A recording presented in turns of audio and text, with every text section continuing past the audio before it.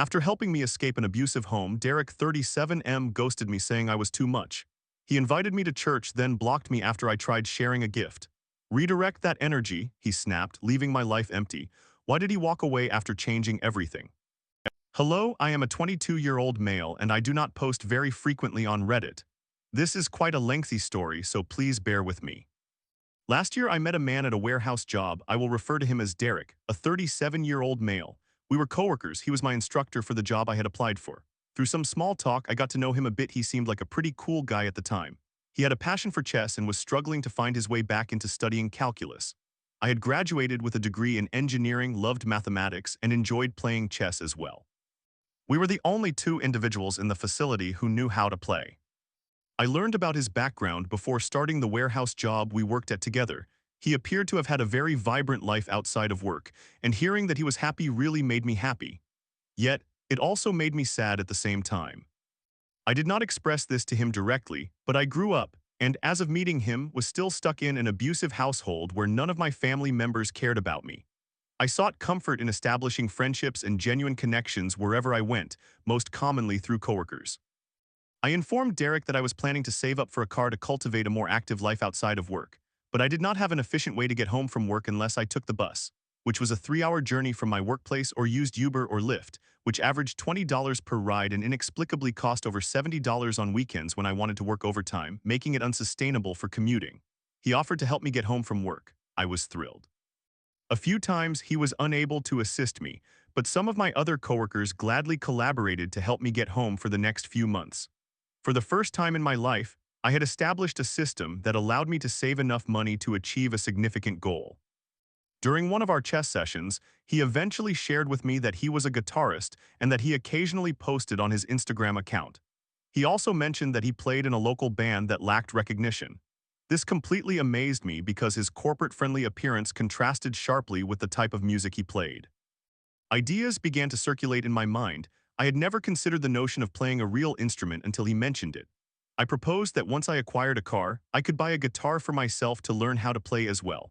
I told Derek that I had composed music in the past, but not with real instruments, as I did not have the financial means to do so before starting the warehouse job.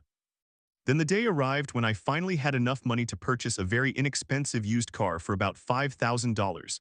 It was not anything extraordinary, and some of my close friends remarked that it looked like it was on its last legs when they saw it. However, when I drove it home, I was overjoyed. Derek and my coworkers had helped me achieve a major milestone in my life. Excited, I asked Derek for his phone number because I believed he was worth including in my life, and we ended up chatting a bit. However, it was usually me who initiated most of our conversations. I shared with him what I could accomplish now that I had a car and where I could go. The sheer thrill of the idea of visiting friends' houses motivated me every day at work. I did not ask or attempt to visit Derek's house yet, as he had informed me that he was dealing with some personal issues. However, one day during a game of chess, Derek remarked that I was texting him too much. I did not comprehend what too much was, considering I had merely asked him for suggestions on where to drive now that I had a car. He never provided me with an explanation as to what was excessive for him, and I felt really sad because it seemed that I had somehow become too much for him. Consequently, I did not communicate with him for over a week. That week coincided with a few days he took off work, and I respected his words, so I did not initiate any communication until he returned. I ended up watching his favorite movie and made it my mission to perhaps temper my enthusiasm around him. On the day he returned to work, he appeared different. Something had happened to him. He was more reserved and less outgoing. He never mentioned what had caused this change, but I told him that I thought he was an interesting person and that I wanted to try to take the positive aspects I saw in him and do something constructive in my life with them. He expressed his appreciation but stated that he wasn't open to deep friendships at that point in his life. I was uncertain about what he meant, but he did not elaborate further. We stopped playing chess and he became more focused on his job. I responded accordingly and gave him space. I did, however, inform him that I planned to buy a guitar after work at the end of that conversation. Derek's videos online had inspired me to take on a new hobby despite his reluctance toward friendships. Then he mentioned that he was performing at a show with his band the following month, and it was not too far from the city where I lived. Considering that I had recently acquired a car, I felt that everything was aligning perfectly for that event. He and my coworkers had assisted me in getting a car. I had just purchased a basic acoustic guitar, and I had recently watched his favorite film about two children writing a history report and discovering that their music had changed the world in the future. I felt as though nothing could have been a better conclusion to my car story arc. I could drive myself to this event, meet new people, and possibly make new friends. On the day of the event, I met Derek at a bar where several bands were setting up for the show. Derek opted to drink, and I chose not to since I had driven there. It was exhilarating. People were dressed in Halloween costumes, enjoying themselves. I stood beside Derek as he introduced me to the rest of his bandmates. I greeted them politely and expressed my interest in their music. The show proceeded without a single issue. When Derek's band took the stage, I joined a conga line with everyone and enjoyed the moment. In the middle of Derek's performance, I experienced something within me that I believe changed my life forever. I felt an overwhelming sense of peace unlike anything I had ever encountered. Surrounded by people having a great time, individuals in their element, and newfound friends all together in one space, a feeling in me conveyed something along the lines of, "Your life does not have to stay the same forever because of your family. Keep your head up. Everything is going to be all right." After the show, Derek had consumed too much alcohol and was unable to find a ride home since his car was inoperable before arriving at the event. I offered to drive him home with the car he had assisted me in obtaining. He accepted, and we had an enjoyable time getting him back to his place. At his home, I thanked him for everything he had helped me achieve while I worked with him, and then I drove back home. This was the absolute happiest I had ever felt in my life, and I will never forget it. Unfortunately, less than a week later, I was laid off from my warehouse job, and I was utterly devastated. I could no longer meet with my coworkers in person. Derek, however, agreed to be a reference for one of my future jobs, and I was quickly able to regain my footing before my financial situation became too dire. My passion for playing the guitar grew, and I asked Derek several questions about the basics of playing and the techniques I observed during his performances.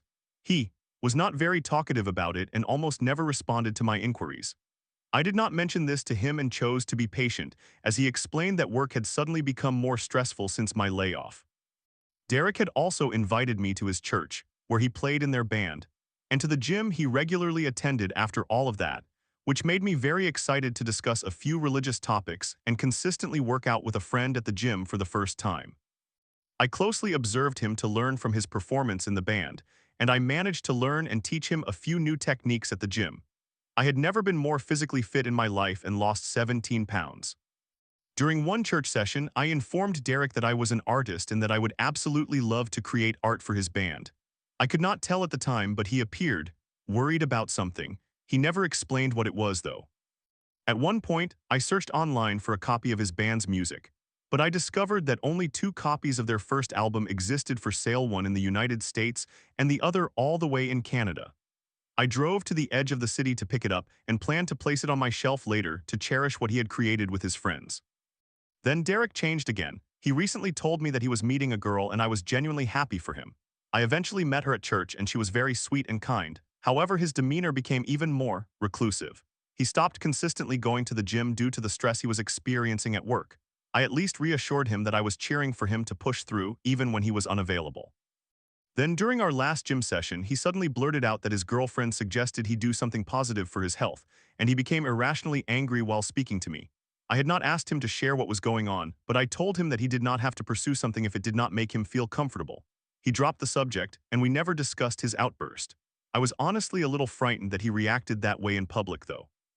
Later, I browsed his Instagram to gather more information about his techniques and recognized that the same guitar he used for his performance at the show I attended was the same one he had rebuilt himself. I became quite excited and asked him if there was a story behind it, as it looked as though it had endured a lot. I also mentioned that I was working on something special for him regarding that very guitar. On the last Sunday of last year, we met for church. Derek was playing in the band that day, so he did not have much time to converse in between rounds. I approached him to inquire about his guitar, but he appeared extremely annoyed with me. He stated that he did not feel comfortable sharing that information, and I was a bit disheartened, but I respected his privacy.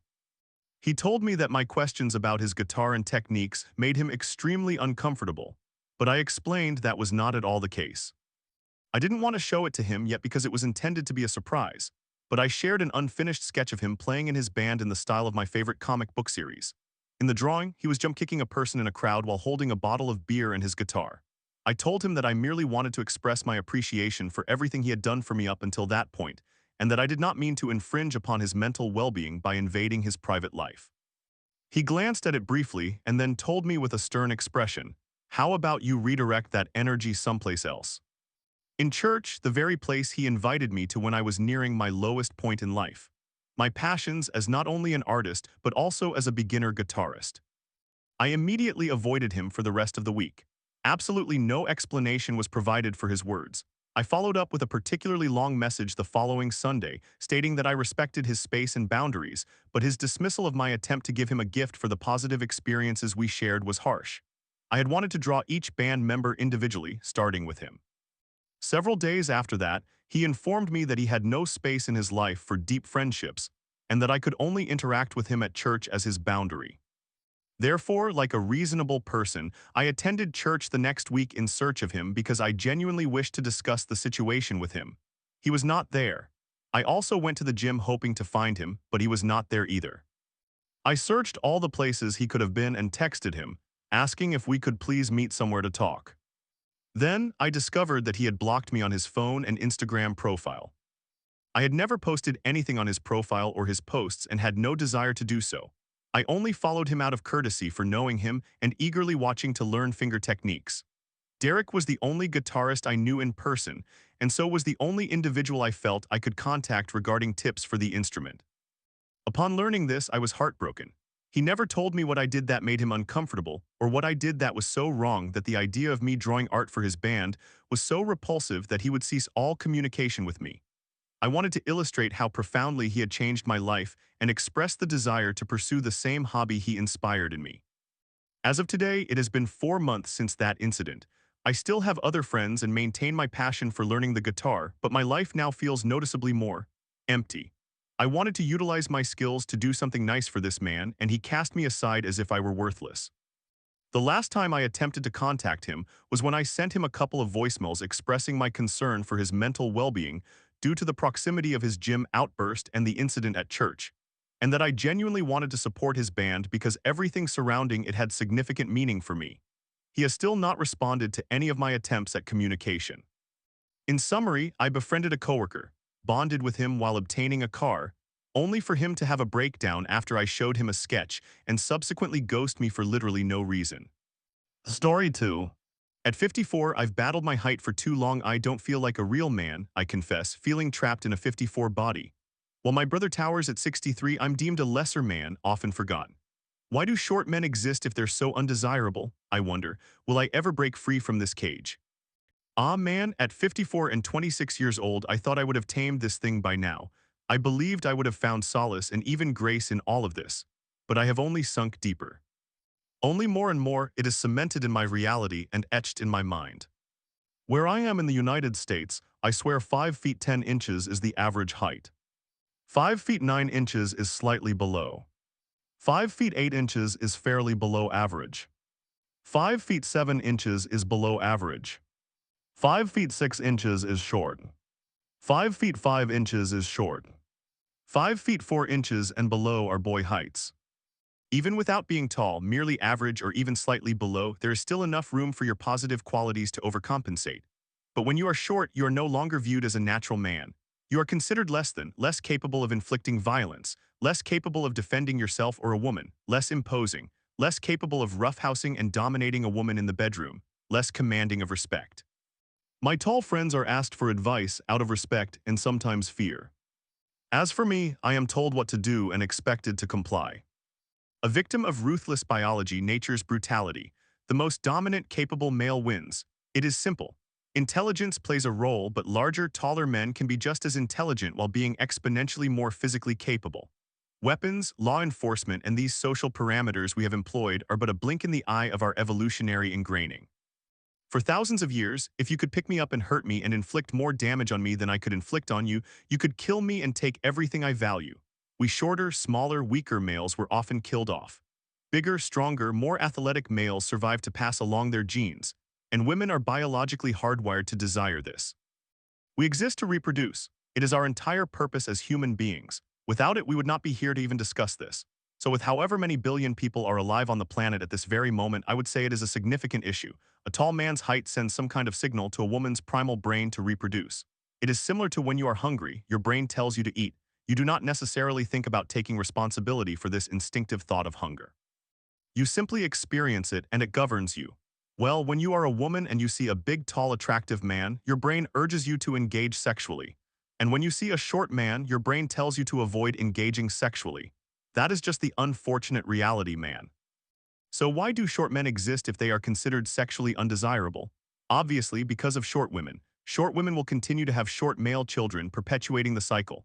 This is necessary for the natural flow of nature. Evolution and natural selection rely on competition. There cannot be tall without short. The unfortunate part is that shorter women usually prefer even taller men and vice versa. Women are intuitive beings. As men deep down, we all ideally wish to be tall and physically dominant through our presence. Women understand this because they all want to be small, ideally deep down. Therefore, they may not want a man who falls closer to the female than male category because of how the world has treated and will continue to treat him and how that influences his psychology and affects him negatively. That is what women mean when they say that height is a personality trait. They mean that tall men are often more relaxed and confident because they do not deal with the insecurities we bear from general life experiences. I could go on and on. It is a difficult existence we face. I had a thought earlier, yes, we all have dreams of being a rock star, football player, astronaut, or whatever. But truly, for most people, the dream is simply to raise a family. This goes back to the biological programming aspect. It is how many people create something beautiful in their lives even after all their hopes and dreams have faded. And even if it falls apart, there is value in the pursuit and the moments experienced. Most of us will never get to experience this. Not even a tiny taste, let alone an entire life enjoying this journey. This instinctive desire we are biologically programmed to pursue, this fundamental reason for our existence in this world, we do not get to experience it, we only get to observe from the outside. It is so simple. I am just a person. I do not wish to hurt anyone. I have good intentions and I know how to be likable as well. And a woman is simply a person too. She likely does not want to hurt anyone either. She probably possesses good intentions as well. She just does not look at, not up at, but directly at or potentially down at someone like me and feel that visceral spark and urge. And I do not blame anyone for not wanting to settle. Of course, every one of us will take what we can get, but in my ideal world, I do not want to settle either. We all have a set of ideals in our minds, ranging from tolerable to essential. As men, we have it, and women do too. Most of these girls' ideals involve a traditionally average man. And what defines a man? Masculinity. Masculinity distinguishes men from women. Why would women want a man who is closer to female than male? As I mentioned earlier, masculinity is about being big and strong. When you envision the ultimate man, he is tall and he is powerful. Another thing I saw someone mention, at the end of the day, women desire winners. And while short men lament their height, tall men exude confidence and attract many women, making it overwhelming to keep up with. Therefore, women gravitate toward the winners, the tall guys. Nobody wants to associate with a perceived loser. This connects back to the mindset issue and how it must affect one's mental state and psychological well-being. What is the point of falling in love if by some miracle the stars do align? While at her 9-to-5 day job, some random average-looking 6'2" guy could engage in small talk with her over a couple of months, leading her to develop feelings for him. This has happened all too many times. I feel like an appetizer before the main course, if anything at all. We are excluded from the authentic male human experience. We do not know what it feels like to be powerful, respected, desired, and capable. We do not experience what it is like to wake up every single day and live with everything that comes with that life. To know you are a main character. We are side characters, filler, competitive gray matter for the superior tall men to outcompete and shine relative to. This is undoubtedly the single worst aspect of my life. I am certain that if I were taller, things would be vastly different for me and those around me. I believe this is why my family is dysfunctional. The oldest son is 54, a 54-year-old man. I would be the patriarch of the family if I were 5 feet 10 inches tall. My brother is 6 feet 3 inches, by the way, and my father is 5 feet 11 inches. No joke. That is an entirely separate issue I face. Those of you with short fathers at least have a short male role model in your life. Someone to observe and say, hey, this is someone who faces the same challenges as me and he has succeeded. But when your father is above average height and an absolute ladies' man, my brother is too, no joke. Both always have the most attractive girlfriends and my fathers are much younger than him. It truly makes you feel inadequate in the worst way. I know he sees me as a failed male. I feel as though my family views me as, oh man, he is just short, it must be tough for him. But he is a good kid, I am sure he will find love one day. Honestly, I feel like I am the son they somewhat overlook while my brother is their real son, and in fact I am 99% sure my parents suspect I am gay. Sometimes I consider telling my mother or father, listen, I genuinely struggle with life every day because of my height. I do not feel like a real man. I do not feel like a real human, I am short. I am profoundly unhappy with life and feel trapped in my body, wishing every day that I could escape. I am incredibly observant in this world. I see girls look up and smile at tall men. They glance at me, look down, and walk away more quickly. Short men must seem like desperate creeps because we do not attract women right. The internet has harmed us. 6 feet is readily available at her fingertips, and not just 6 feet but the 666 rule in general. It is very well documented how height is in demand, why this is the case, and the effects of being a short man. We are a meme. I just want to fit in with the guys. Like, be a real guy. I see even average height men and I feel such envy. You can simply be yourself. You do not carry the weight of the entire universe on your shoulders, on your neck. My best friend does not invite me to parties. Not because I have ever directly told him, but because he understands that I do not want to be overshadowed by literally every single guy there. The worst thing that confirms this reality is asking any guy if they would ever want to be shorter. The answer is no. Now ask any guy if they wish to be taller. The answer is yes. If you have made it this far, the final mind-bending thought I will leave you with. We have all experienced this at some point. Many times, when we were children, we were shorter than everyone else, and then we remained the same height, then grew, rinse and repeat. The only difference now is that this growth never comes. I believe this is a phantom feeling that resides somewhere in the back of my mind that I cannot fully recognize. Life is a game that we do not get to play. We have to watch others play, but we do not get to participate. Things could be so different. Some are chosen for greatness, others for failure. I love you all, I truly do. Story 3. My best friend Kyle came to my wedding hoping I'd leave my husband for him, believing it was love at first sight. Little did I know he was still harboring feelings after our flirty phase. Now I'm left devastated and questioning everything. How did I miss the signs? I, a 28-year-old female, met my best friend, Kyle, a 30-year-old male, when I was 17 years old. We connected online and formed our friendship through discussions centered around our mutual love for video games. Throughout our friendship, we primarily communicated via text and played games together, occasionally making phone calls and using Skype, but we never met in person until my wedding to my now husband, who is 28 years old.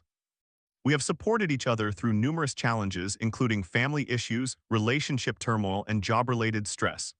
As we aged, our friendship remained steadfast. He was always there for me, and I was always there for him, as much as two individuals could be who had never met in real life at least. At 19 years old, I became involved in a whirlwind romance and eloped with someone who turned out not to be who I believed them to be. I will refrain from sharing the details. At 24 years old, I informed my ex that I wanted to separate. Kyle was there when I initially fell in love with my ex, and he was as supportive as ever when I revealed my intention to file for divorce. Up to that point, to my understanding, Kyle had never harbored feelings for me, just as I had never felt anything for him. We were always regarded as bros. As a newly single and attractive 24-year-old woman, you can imagine what my inbox looked like. One evening, Kyle and I were texting, which was nothing unusual, but then things began to gradually take on a more flirty tone. Again, I will spare you the details. A couple of weeks went by and we confessed that we were starting to develop feelings for each other. The prospect frightened me for many reasons, but despite my better judgment, we continued our interactions for a while longer. It is now clear to me that we were strongly trauma bonded. Then I made a really poor decision and ghosted him. Both Kyle and I struggle with mental health challenges. We both experienced quite severe mood disorders at that time. We were both undiagnosed and unmedicated, and I felt as if I was becoming his personal therapist. For several weeks, he only spoke about how desperately he wanted to end his own life. That was the extent of our conversations. I would offer him advice, which he would quickly dismiss. If I attempted to redirect the conversation, it would invariably return to the same topic. Lacking the contact information for friends or family living nearby, I had no means of reaching out to someone who could assist him.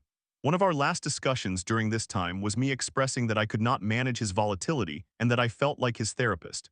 He apologized but made no effort to improve his situation.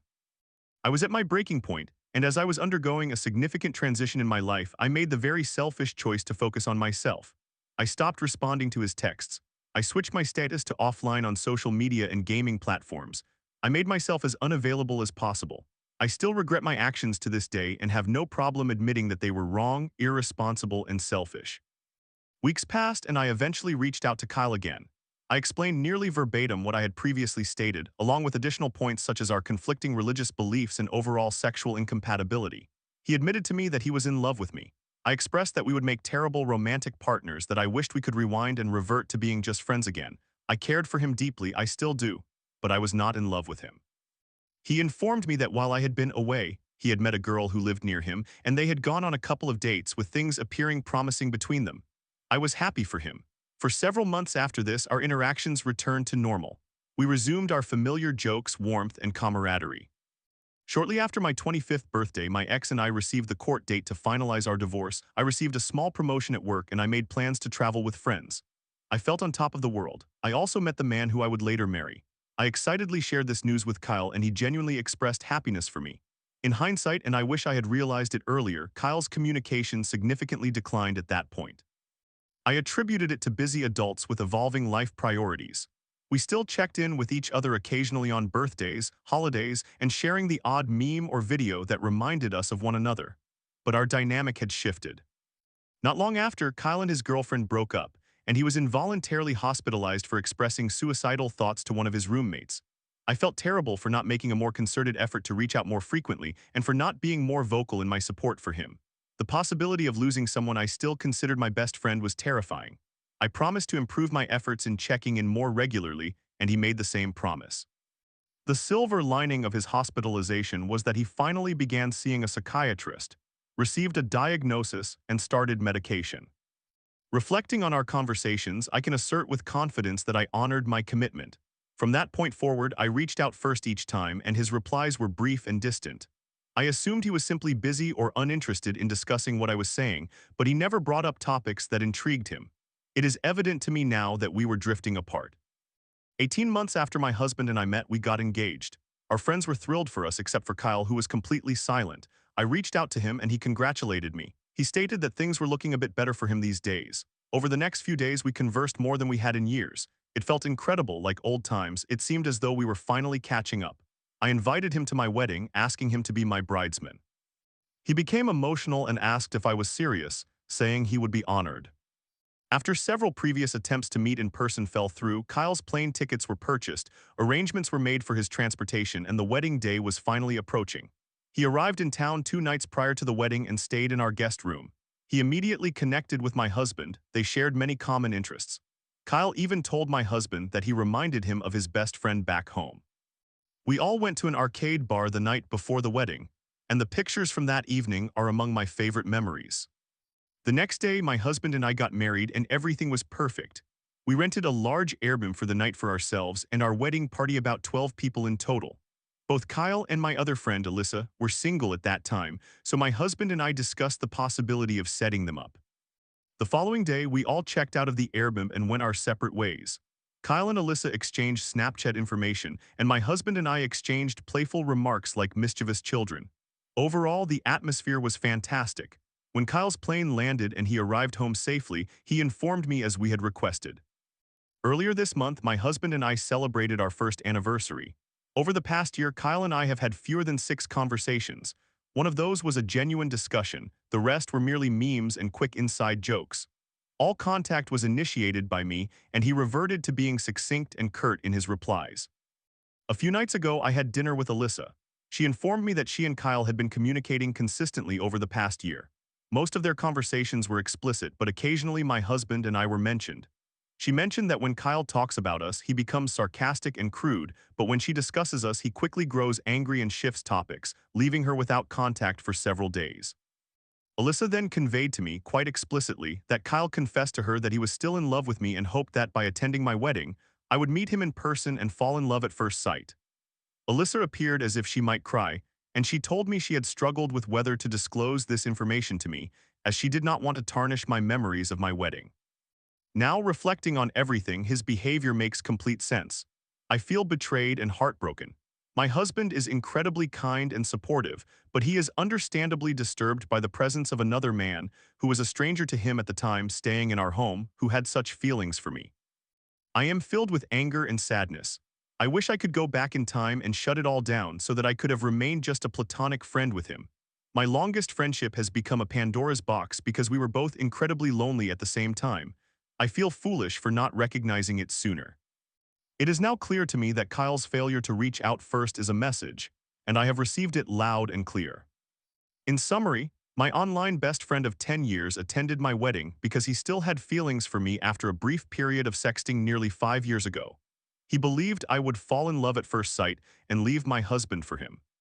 After a decade of friendship, that is the end. Story 4. Haunted by a decade-old love, I tried to move on, but every day feels like I'm chasing ghosts. Now, for 7 years, I'm trapped in a relationship spiraling into chaos, where every kind word feels like a dagger. How do I break free from this cycle? I previously made an anonymous post regarding the fact that 10 years later, I still think about and have actively searched for, and deep down miss like crazy, someone I was in a relationship with 10 years ago, despite being in a relationship now for over 7 years with someone else. Understandably, this was met with people criticizing me, calling me disgusting, and sending numerous direct messages. I assure you that no one can tell me anything about the situation that I haven't already told myself. However, I thought that adding context might alleviate some of the negativity, and perhaps I will receive more of the advice I was hoping for the first time. Failing that, I suppose I am just a terrible person. 10 years ago, I met a girl and very quickly fell head over heels in love. Within 2 weeks of our meeting, I asked her out and she accepted. We were together for 9 months, and those 9 months were incredible. Never in my life have I connected with someone the way we connected. We spent 9 months obsessing over each other and talking all day, every day. I have never felt so desired, emotionally or physically. I had never laughed as hard or as often as this person made me. She was such a blessing in my life, completely out of my league physically, mentally, and emotionally. We engaged in the deepest conversations as well as the funniest discussions. The feelings this person stirred within me were breathtaking. There were a few warning signs early on, for example, receiving pictures from her friend of her kissing another guy, but I was so infatuated that I ignored them because the thought of losing her paralyzed me. Then one day, after the most trivial disagreement, not even worthy of a fight, she stated, "Forget this, I'm done," and walked out. She blocked me on everything and would not answer the phone. 9 months of adoration towards her vanished in an instant.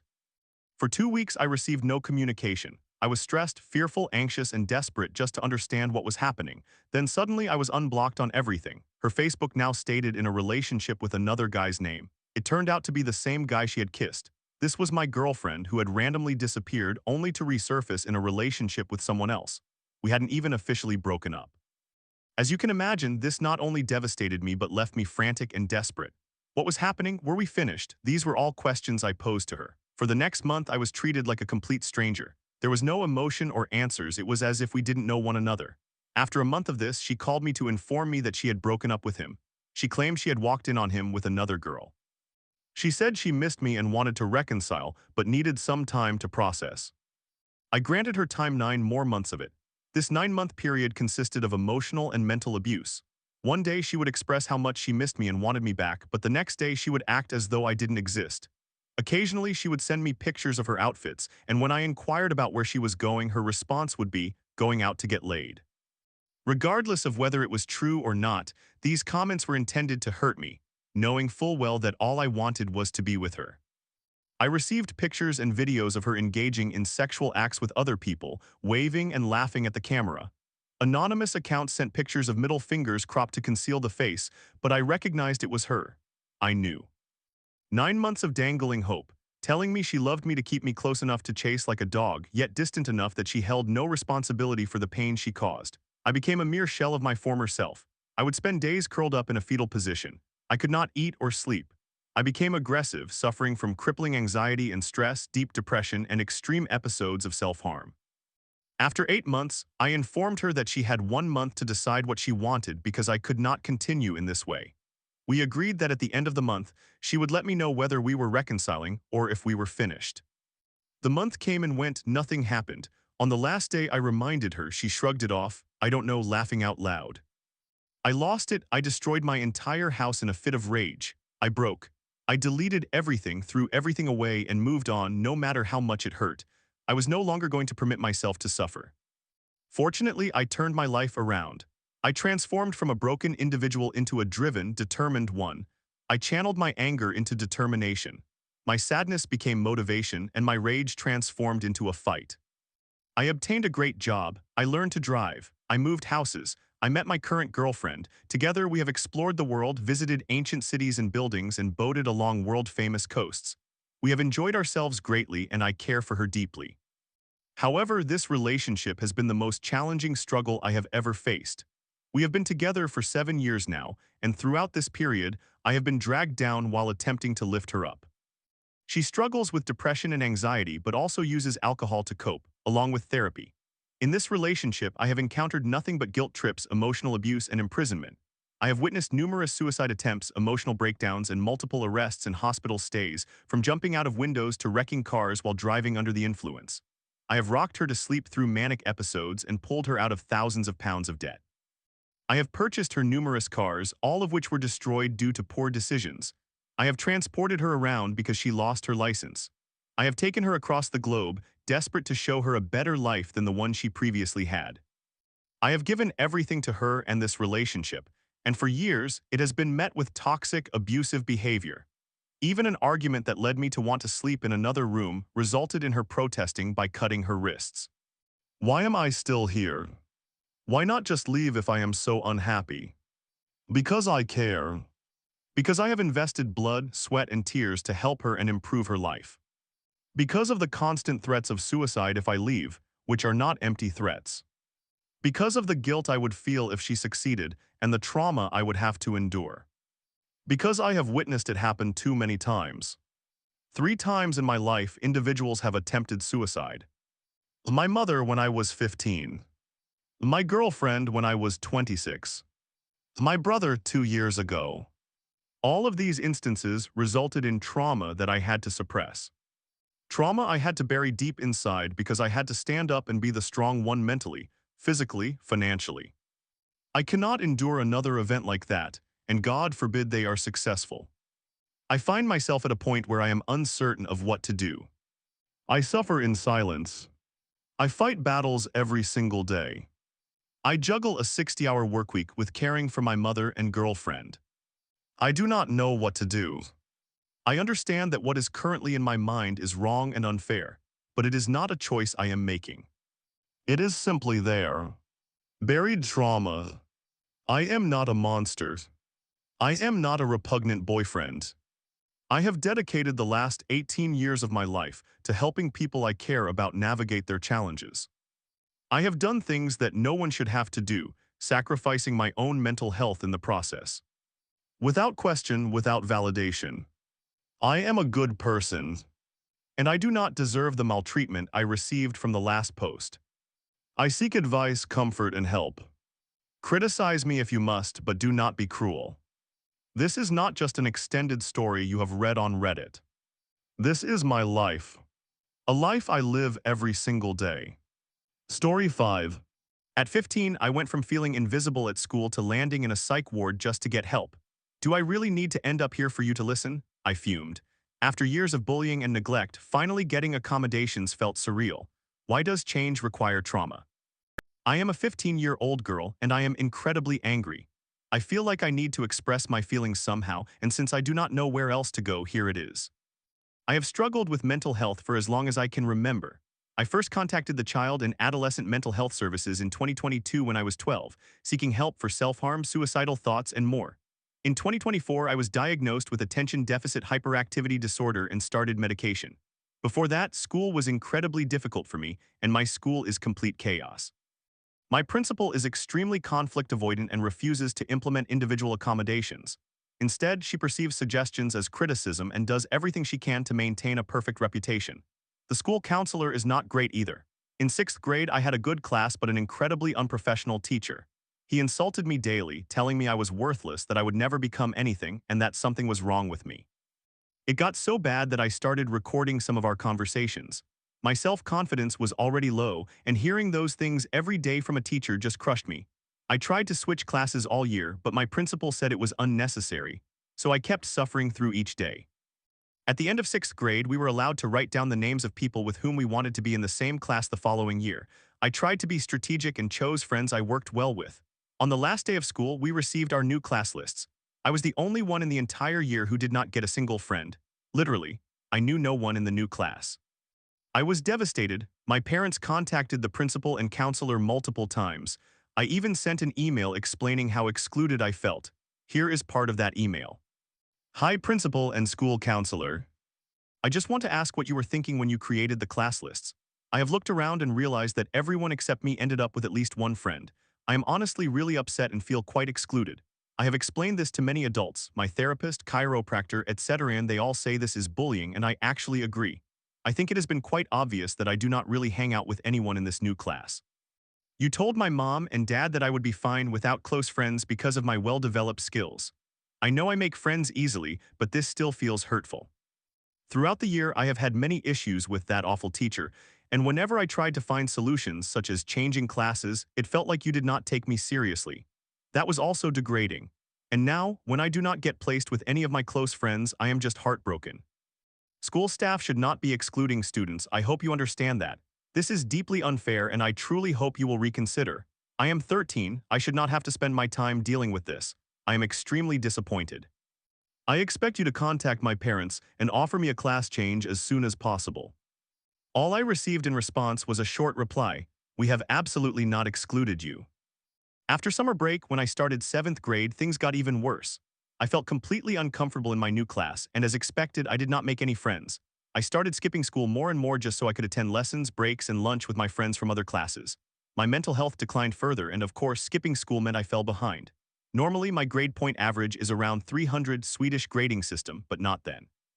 I kept asking to change classes. I had meeting after meeting with my principal.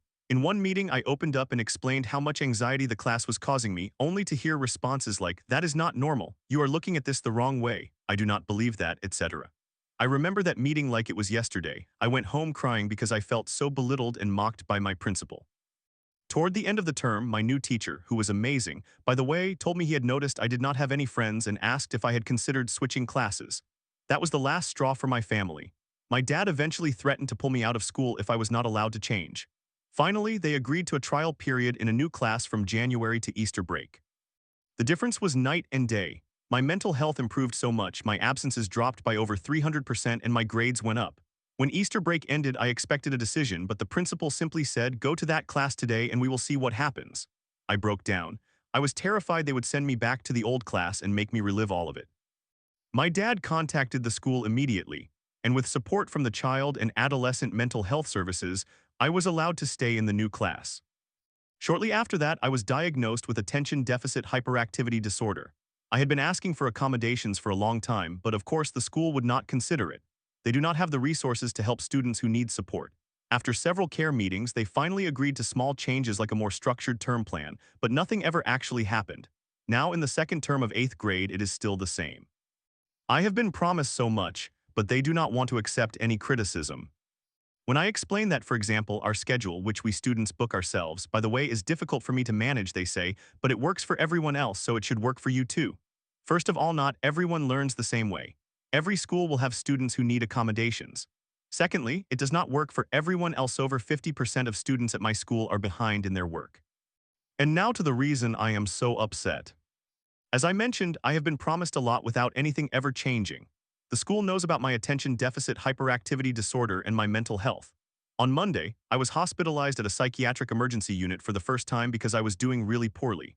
My mom emailed my teacher to inform him and once again explained that I need support in school because stress is a significant factor in how I am doing mentally. Suddenly, everything changed. The teacher spoke to the others, and today it was no problem at all to make accommodations. In just 30 minutes, my teacher and I created a term plan together. Other teachers told me that if things feel overwhelming, we can work it out together. All of this in one day, that would never have happened if I had not been hospitalized. And that is what makes me so angry. Is that what it takes for a 15-year-old to get help at school? Do you have to end up in a psychiatric ward before anyone listens? That is insane. I immediately think of one of my close friends, let us call her Anna. She has dyslexia and receives zero help. She struggles significantly with math, and our math teacher has a very strong accent and speaks too fast for us to follow. After a 40-minute lesson, Anna still does not understand. I can explain the same thing in 5 minutes and she comprehends it. My 5 minutes help her more than the teacher's entire lesson. But should that really be my responsibility? I lose valuable time that a special education teacher should be providing her. But the school cannot afford that. Apparently, it is more important to purchase artificial grass for the football field. Anna has also requested accommodations, but has not received any. Maybe she also has to be hospitalized before they take her seriously. I am so angry, I am so tired. I do not know if anyone will read all of this or take the time to reply. But I needed to get it off my chest.